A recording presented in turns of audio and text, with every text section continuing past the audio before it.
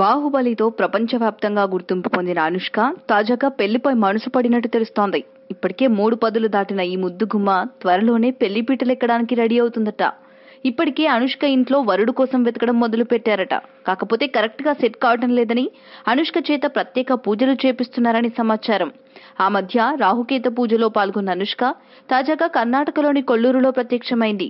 ఉడిపి జిల్లా కొల్లూరులో ఉన్న ముఖాంబిక దేవాలయానికి తన తల్లి ప్రఫుల్ల, సోదరుడు గుణరంజన్, సోషల్ యాక్టివిస్టు పొలిటీషియన్ ముత్తప్పరాయ్తో కలిసి వచ్చిన అనుష్క ప్రత్యేక పూజలు చేయించుకున్నట్టు తెలుస్తోంది. అనుష్క తన పెళ్లి కోసం ప్రత్యేక పూజలు చేయించుకుందనే విషయాన్ని మాత్రం వారి కుటుంబ సభ్యులు కొట్టిపారుస్తున్నారు.